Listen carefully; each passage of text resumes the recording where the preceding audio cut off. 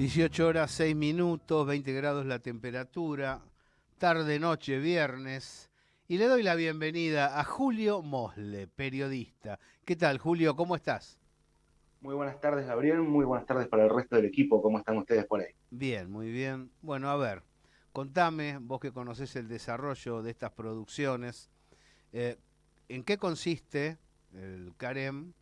¿Por qué es valioso? Y después te voy a preguntar acerca de la política de la actual gestión. Quisiera, para poder explicar la verdadera dimensión estratégica del proyecto CAREM, diría no solo para la Argentina, sino incluso a nivel mundial, contextualizar dentro de lo que es la política nuclear argentina, que es una de las pocas políticas públicas que al menos hasta diciembre del año pasado, con avances y retrocesos, habían tenido una continuidad durante la segunda mitad del siglo XX y las primeras 2 décadas del siglo XXI. Y acá lo que hay que decir es que Argentina fue uno de los países pioneros en comprender que la energía nuclear representaba una alternativa, una solución a el problema que ya era bastante concreto durante la Segunda Guerra Mundial, que representaba que toda la revolución industrial estaba montada sobre combustibles fósiles y que el acceso limitado a ese recurso limitaba las posibilidades de desarrollo, sobre todo para los países emergentes, porque las grandes potencias eran capaces de negarle ese recurso al resto. Ujú. En ese tránsito es que Argentina se convierte después de la Segunda Guerra Mundial en uno de los primeros países en tener una Comisión Nacional de Energía Atómica, en poner el desarrollo de su sistema científico y tecnológico en función de eso, tomando lo que ya había, porque muchos piensan el desarrollo de esta tecnología en Argentina recién a partir de la creación de la Comisión Nacional de Energía Atómica, pero sería imposible pensar en ese desarrollo si no hubiera estado antes el general Sabio y Somisa Claro. para pensar en una industria siderúrgica, porque estos son todos fierros y había que tener una expertise en ese desarrollo. En ese tránsito es que después de la caída del segundo gobierno de Perón, con la llegada del frondicismo, empieza a quedar en evidencia que Argentina no podía confiar en el acceso a los combustibles fósiles para sostener su desarrollo económico, que tenía que comenzar a pensar en el desarrollo de tecnología nuclear, y el primer gesto soberano que da es evitar los alineamientos automáticos.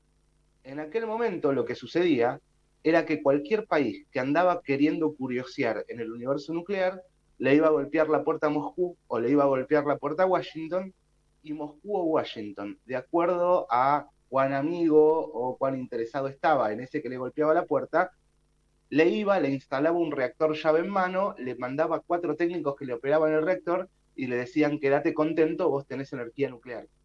Por supuesto, los locales no tenían ni idea de cómo andaba esa máquina. Ujú. Argentina da vuelta a esa lógica, va a buscar un país no alineado en ese momento, o si bien tenía un alineamiento que estaba dispuesto a abrir su tecnología, que era Canadá. Ahí aparece la primera central de potencia, que es la de Embalse, la de Córdoba, Claro.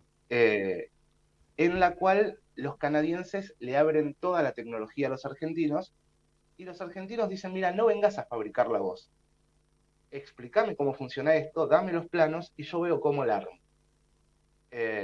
Y ahí voy a poner un ejemplo. El mismo contrato lo firmaron los canadienses con la India y con Argentina. En el plazo que le costó a Argentina construir embalse, los indios habían construido 5 copias de embalse. La diferencia es que cuando Argentina terminó de armar embalse, sabía de punta a punta cómo arreglarla si se rompía, cómo estaba Tenía hecho, el cómo know-how. mejorarla, Claro. mientras que los indios tenían que llamar a los canadienses cada vez que había un problema. Después de eso vino el contrato con los alemanes, que fueron las centrales de Siemens, ahí ya en otro momento histórico del planeta, con la Guerra Fría más dura, con el problema del enriquecimiento de uranio. Lo que había sucedido es que la tecnología a disposición había permitido que algunos países enriquezcan para bomba, y como ya nadie quería ser proliferante, o mejor dicho, los dueños de las bombas no querían que nadie más tenga bombas, te escatimaban el conocimiento, el contrato por Atucha 1 y Atucha 2 tuvo más dificultades, y en ese momento, ya durante el tercer gobierno de Perón, mediados de los 70, y después de la crisis del petróleo de la OPEP del 73, es que Argentina, los científicos argentinos empiezan a decir, el modelo de centrales nucleares necesita un ajuste a las necesidades argentinas. No se pensaba todavía en la idea de un reactor modular pequeño, que es el nombre que le ponen ahora por una cuestión de marketing. Se pensaba en la tecnología nuclear, cómo debería ajustarse a las necesidades argentinas. Hasta ese momento, mediados de los 70, comprar una planta nuclear para generar energía era un contrato de unos 10.000 millones de dólares en una construcción que te iba a demorar 10 años y que vos primero ibas a poner 10.000 millones de dólares y 10 años después ibas a poder prender un foquito con energía que provenga de esa inversión. Lo que plantean los científicos argentinos es, sería mucho más eficiente si en lugar de tener que poner 10.000 millones de dólares de una y esperar 10 años, hacer una central que sea 10 veces más chica, me genere un décimo de la energía, pero que en un año yo la pueda montar por un décimo del costo y la pongo a andar. Entonces, armo una por año, voy subiendo el 10%, 20, 30, 90, cada año voy pagando como una cuota, pero mientras tanto amortizo la cuota de la etapa siguiente con lo que ahorro de consumo energético de las cuotas que ya tengo en funcionamiento. Ahí es donde los argentinos dicen, bueno, agarremos una central nuclear convencional y veamos qué tan chiquita la podemos hacer. Por eso, CAREM significa Central Argentina de Elementos Modulares. Porque el planteo de los científicos argentinos era, yo hago 10 centrales chiquitas, las acomodo una al lado de la otra y me equivalen lo mismo que una grande. Argentina termina ese diseño durante la dictadura, en simultáneo con todo el proceso de enriquecimiento de uranio, y de hecho lo presenta al público, lo presenta abiertamente en Perú en un congreso mundial de energía atómica a mediados de los 80, que es donde toda la industria nuclear se ve sorprendida por ese diseño, muy radical y muy distinto a todo lo que había en el ambiente, pero al que ninguno de los jugadores en el mercado le tenía fe, porque ya la industria nuclear había caído. Recordemos que habíamos tenido el incidente de Chernobyl en Ucrania, un par de años antes el incidente de Three Mile Island en los Estados Unidos, había bajado el precio del petróleo, entonces los inversores en energía decían, mirá, me sale más barato el gasoil, me sale más barato el gas, no me voy a arriesgar a que por un incidente nuclear caiga el precio de mis acciones. Ya nadie quería invertir en ese momento en tecnología nuclear.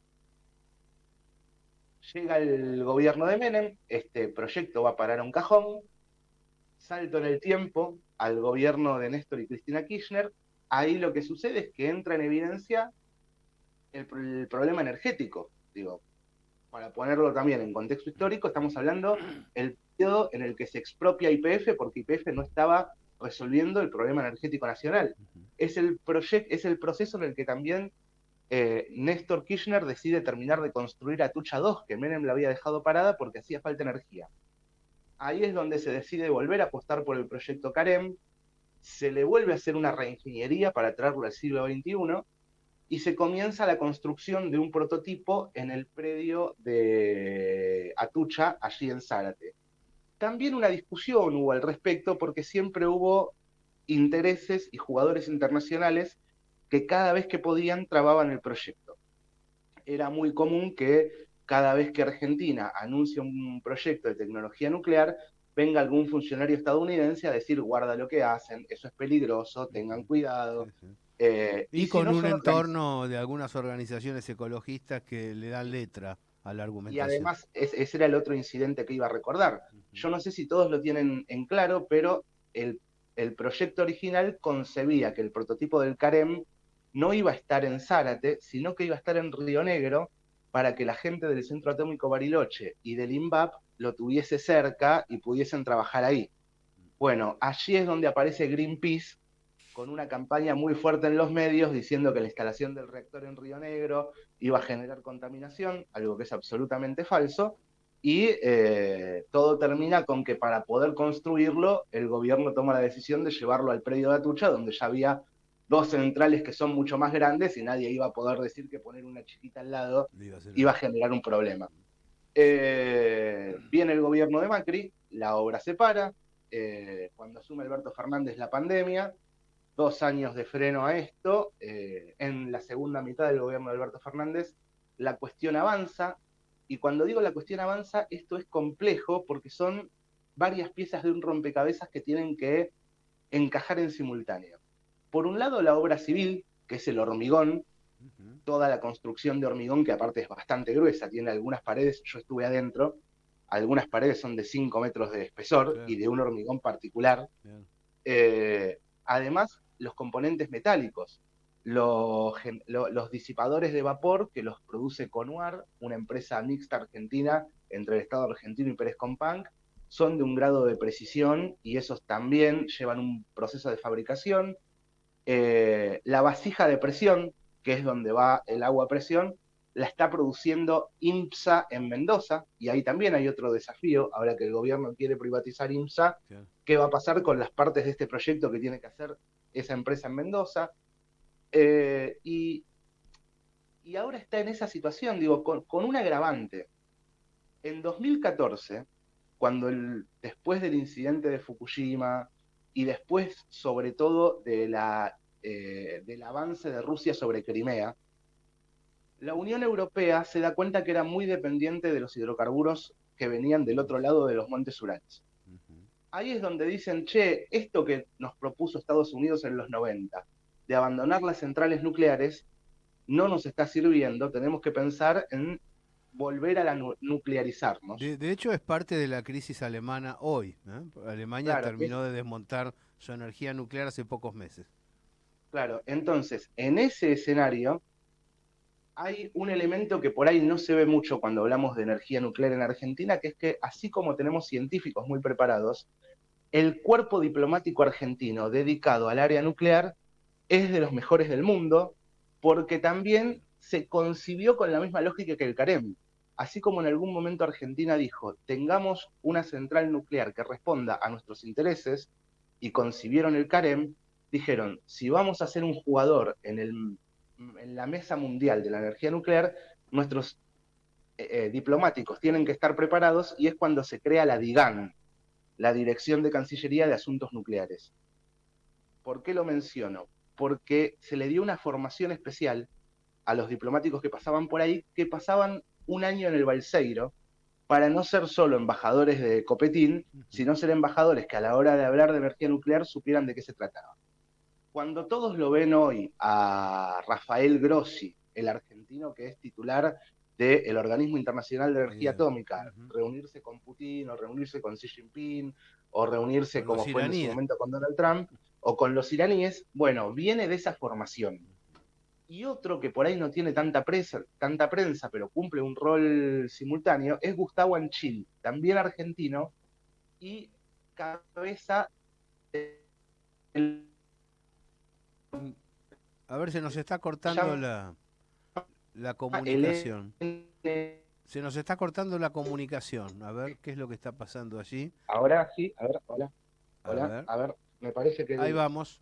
me Dale. parece que ahora que ahí va, me parece que el wifi me había abandonado. Te contaba, así como está Grossi, que es el titular de la Organización Internacional de Energía Atómica, que es la mesa más visible, que es una especie de ONU de la energía Sí. atómica, hay otro embajador argentino, Gustavo Anchil, en el NSG, que es un grupo más comercial. Es la mesa donde los proveedores nucleares deciden qué material es proliferante, qué material no es proliferante y a quién se le puede vender. Que es una mesa creada desde lo formal para impedir que las armas nucleares circulen por el mundo, y desde lo real para que un país acceda a tecnología que puede desarrollar otros mercados o no. Voy a poner un ejemplo concreto. China es un gran jugador en el acero a nivel mundial. Hay aceros que se usan para construir reactores nucleares, pero que también se usan para muchas otras cosas en la industria. Cuando China quiere exportar a un país de Medio Oriente o de África un determinado tipo de acero que se podría en algún caso usar para hacer reactores, va a Estados Unidos al NSG y le dice, eso que estás vendiendo es material Armas. proliferante, yo te veto la operación. Y lo mismo a la inversa. Quiero aclarar, además correctamente está Julio planteando el tema, que tanto Estados Unidos como Francia, por ejemplo, son vanguardia numérica en cantidad de reactores centrales nucleares. nucleares. Bueno, entonces usan el NSG como una especie de referí que dice quién puede desarrollarse tecnológicamente y quién no. A partir de las tensiones entre ambos polos, sobre todo después del avance de Rusia sobre Ucrania, los dos polos, tanto el occidental como el oriental, decidieron dejar esas cúpulas que históricamente se repartían uno y uno en territorio neutral. Y por primera vez en muchos años, las dos sillas las ocupa un mismo país, que es Argentina, con Grossi y con Anchil. Porque históricamente siempre pasaba que si uno era si Estados Unidos ponía al secretario de la OIEA, al del NSG lo ponía Rusia, o viceversa, una especie de paz acordada. Bueno, cuento esto ¿por qué? Porque en ese marco de la diplomacia internacional de los reactores nucleares y de la nueva demanda de reactores nucleares, en 2014 los países de Europa dijeron, bueno, tendríamos que pensar cómo son los reactores del futuro. Y dijeron, tendrían que ser más chicos, más fáciles de poner en marcha. Y cuando terminaron de describirlos, describieron el proyecto que Argentina había hecho público en Perú 30 años antes. Y ahí empezó una carrera para buscar ese mercado. Hay empresas estadounidenses, por ejemplo, Bill Gates, que todos lo conocemos por el software, formó una empresa que se llama TerraPower, que busca hacer un reactor de este tipo.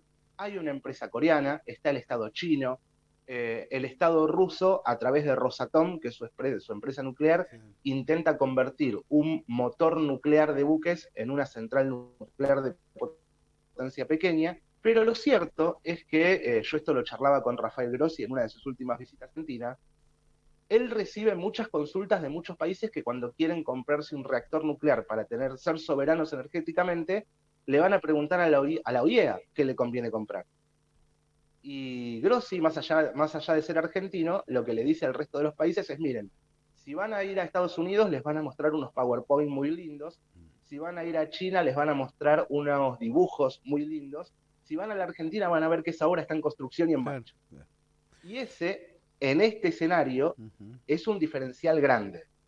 ¿Cuál es el problema? Si Argentina duerme la construcción, el resto avanza a una velocidad que no es la nuestra, porque tienen otras billeteras. Estamos charlando con Julio Mosle, como ustedes verán, especialista. Julio, no quiero interrumpir sin antes preguntarte cómo ves la acción oficial del gobierno libertario sobre el tema energía nuclear en este tramo. Bueno, eso es lo preocupante en este escenario, porque Argentina debería estar acelerando en lugar de frenar el desarrollo.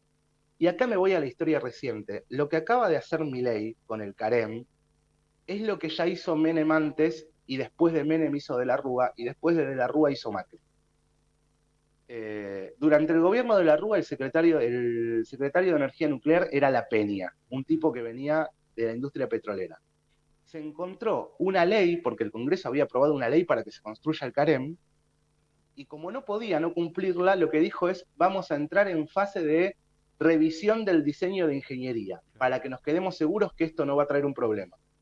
Y mandó a una consultora estadounidense a hacer 4 revisiones de la ingeniería del Carem, cada una con un motivo distinto, sin tocarle nada, pero para no avanzar. Y de hecho muchos de los que participaron de esa revisión son los que después le están haciendo el reactor a Bill Gates. Y hay muchos que piensan que agarraron el plano de la revisión de acá y se lo llevaron encima con un gobierno poroso a los Estados Unidos como este, estás expuesto a que te lleven el trabajo. Claro, después pasó con Macri, porque Cristina Kirchner había dejado la obra en marcha y Mauricio Macri, para no decir que la suspendía, dijo, hay que revisar el diseño. Tuvieron 4 años revisando el diseño, hasta que llegó Alberto Fernández, la cosa se volvió a poner en marcha. Voy a repasar brevemente del gobierno de Alberto Fernández. Fue quizás por ser el gobierno que estuvo más cerca de poner en marcha el Carem, el que recibió mayor cantidad de presiones sobre este tema. No solo por las 4 visitas de la generala Laura Richardson, la titular del Comando Sur, que cada vez que venía decía frenen el Carem, sino porque además vino con mucha menos prensa Ann Ganser. Ann Ganser era en ese momento la subsecretaria de Energía Nuclear de los Estados Unidos, a decir que era un reactor problemático, que era una tecnología no probada, que había que frenarlo. De hecho, me contaban diplomáticos argentinos que cuando los funcionarios estadounidenses venían, ellos esperaban que la alarma estadounidense fuera sobre la central nuclear que le queremos comprar llave en mano a China, la Hualong. Y es verdad, a los estadounidenses no les gusta que le compremos tecnología a los Pero están chinos, preocupados por pero, Argentina, pero mucho, por el a ver, desarrollo del sur. claro, le molesta que le compremos a los chinos, pero mucho más le molesta que nosotros hagamos nuestro propio desarrollo. Incluso llegó a venir un funcionario del Departamento de Patentes de los Estados Unidos porque dijo, el reactor que vos estás haciendo en tu país se parece mucho al reactor que está haciendo Bill Gates en mi país. Y entonces este funcionario sospechaba que nosotros nos estábamos copiando de él. Con lo cual imagínense los diseñadores del CAREM cómo lo querían sacar volando. Eh, Todas estas visitas hicieron que el reactor no avanzara a toda la velocidad que podía haber avanzado durante el gobierno de Alberto Fernández. De todas maneras, no se hubiera llegado a completar antes de 2023, eso también es cierto. El problema es que llega Javier Milei y lo primero que se anuncia respecto del CAREM es lo que ya había anunciado de la Rúa y ya había anunciado Macri, que es paramos todo y hacemos una revisión de diseño para ver si esto es viable. Y como pararon todo para hacer una revisión de diseño, dijeron, ¿para qué vamos a seguir poniendo ladrillo? ¿Para qué vamos a seguir haciendo la obra civil si no sabemos si esto lo vamos a cambiar? Así que ahí es donde entra esta decisión de despedir a los trabajadores de la UOCRA que estaban haciendo la construcción. Porque como según el gobierno están revisando el diseño, dicen frenemos todo hasta que establezcamos que esto va a andar. Y ahí Excelente, andamos Julio, excelente con... síntesis, una descripción Yo afiatada. Y quiero agregar una me cosita interesa más. preguntarte, porque Eh, en el ámbito de la difusión un, tenemos serios problemas y uno de los temas que creo que fundamenta la acción oligárquica anti-energía nuclear argentina es el desconocimiento de la opinión pública, de los logros del desarrollo nacional. hay una cosita chiquita que yo quiero agregar a esto, y es que cuando yo hablaba con Rafael Grossi el año pasado respecto de cómo hacer para entrar en un mercado que está demandando este tipo de reactores, él me decía que la gran ventaja comparativa que tienen Estados Unidos o China es que pueden ofrecerle crédito al comprador para llevarse el reactor. Argentina no podría financiar hoy a Claro, alguien que lo quiera comprar. claro. Pero que el tema es que el mercado de demanda, de acuerdo a un cálculo muy austero, no un cálculo optimista, es que en los próximos 30 años el mundo va a comprar, A ver que se nos queda otra vez el sonido con este y guay. Argentina no tiene que, o sea, Perdón, a ver, se cortó cuando bueno, dijiste decía, el mundo va a comprar, ¿qué va a comprar? en los próximos 30 años el mundo va a comprar tecnología nuclear, Ujú. energía nuclear, por 30.000 billones, con B larga, 30.000 billones de dólares, para reemplazar a los hidrocarburos. Argentina no tiene que esperar tener el 100% de ese mercado porque se lo van a quedar los grandes jugadores. Pero para un país como la Argentina, quedarse con el 2% de ese mercado, quedarse con el 3% de ese mercado, le resolvería un ingreso genuino de divisas enorme, probablemente más grande que Vaca Muerta. Totalmente. Digo, hoy estamos todos prendiéndole Estamos hablando de velas energía a nuclear, Vaca Muerta. claro, claro. Claro, hoy estamos todos prendiéndole velas a Vaca Muerta. Ujú. Si Argentina exportara reactores nucleares de potencia, podría generar los mismos ingresos, pero además tener el cliente al cual hacerle el mantenimiento de ese aparato todo el tiempo. Y además generar un ecosistema industrial alrededor de ese desarrollo, donde en Argentina tendrían que estar los que desarrollen distintos componentes en producción de todo eso. Digo, hoy es absurdo que Argentina se niegue, como se está negando, a jugar fuerte en el mercado de la energía nuclear. Hay una combinación, Julio, en presión norteamericana e ignorancia propia del funcionariado.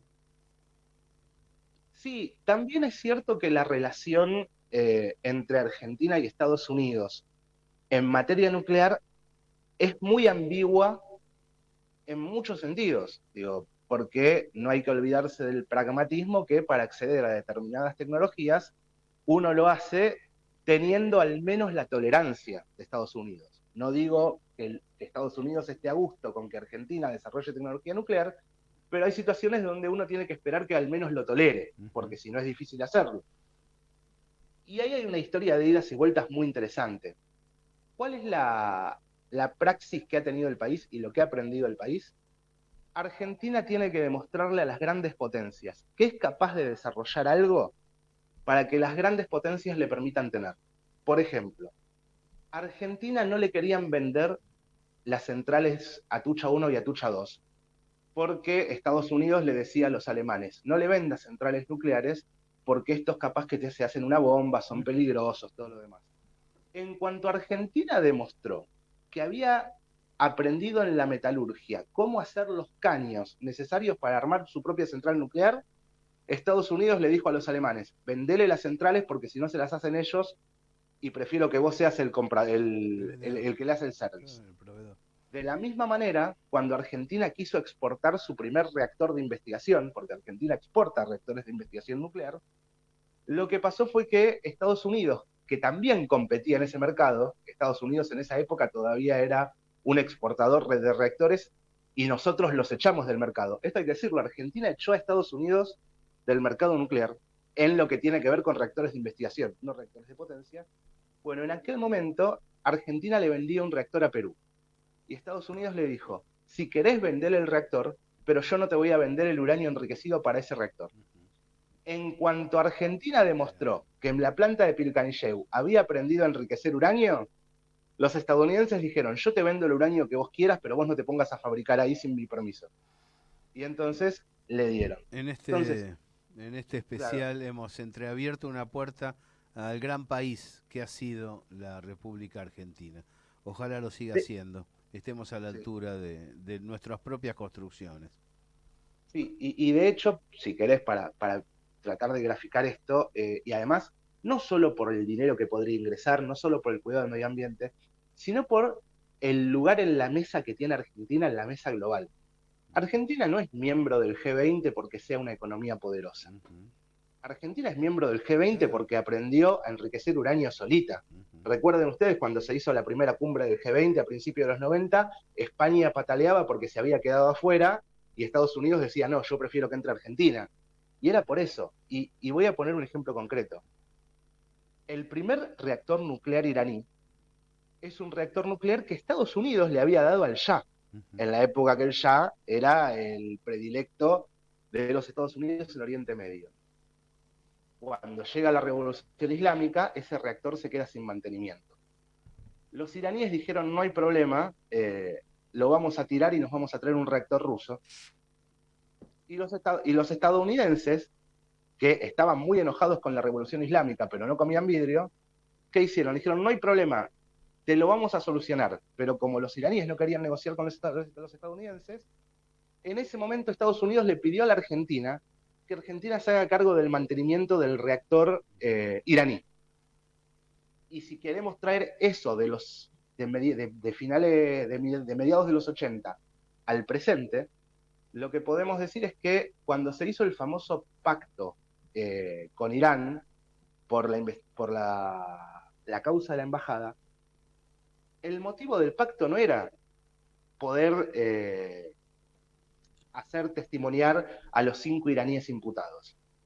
El problema que había ahí era que Obama estaba negociando con el gobierno de Ahmadinejad una salida al programa nuclear iraní, y como todo el programa nuclear iraní está basado en parte en la tecnología argentina de aquella vez que Argentina les arregló el reactor, Obama lo que le proponía en ese momento al gobierno de Cristina era, miren, firmamos un pacto, ustedes se hacen cargo de ser los verificadores del pacto nuclear iraní y solucionamos el problema. Cristina dijo, ¿y para la Argentina qué hay? Y ahí, bueno, hacemos que declaren los iraníes, si vos me resolves el problema que yo tengo con el programa nuclear iraní, yo te ayudo a resolver el problema que vos tenés con que no declaran en la causa.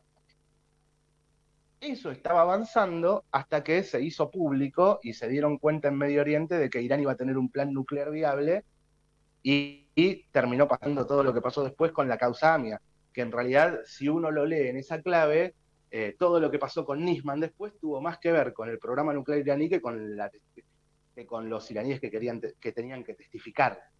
Esto es una bomba Y lo cuento, informativa. lo cuento, por más que parece que no tiene nada que ver, para que dimensionemos el peso que tiene Argentina en la discusión nuclear. Digo, no somos un país más. Hay 10, 12 países que enriquecen uranio, hay 6, 7 países que diseñan reactores de investigación, y reactores de generación de energía eléctrica debe haber 4 países que los hacen. Y de esos países, el que más cerca está de tener un reactor modular, que es un reactor capaz de darle energía a una provincia o a una isla, es Argentina. Y piensen ustedes en lo que eso significa a nivel mundial. Pongamos el caso de un país isla, ¿no? Cuba. Cuba, para que su infraestructura funcione, necesita importar buques de gasoil todo el tiempo, contaminar, y además el combustible lo tienen que repartir entre generar energía y la flota de transporte. Si en una isla de ese tamaño usted pone un carem, no solo deja de importar el fuel oil para la energía eléctrica, si de transporte público, de gasoil a batería de litio, con el reactor resuelve todo el problema y la principal cuenta de salida de dólares, que es el combustible, la tiene resuelta. Y limpia. Por supuesto, eso no le gusta ni a las petroleras y mucho menos a los países que manejan esas petroleras. Julio, gracias. Probablemente. Mejor imposible, la verdad, mejor imposible. Te vamos a Bueno, volver a muchas gracias. convocar para poder seguir charlando de estos y otros temas. Quieran. Un abrazo. Gracias.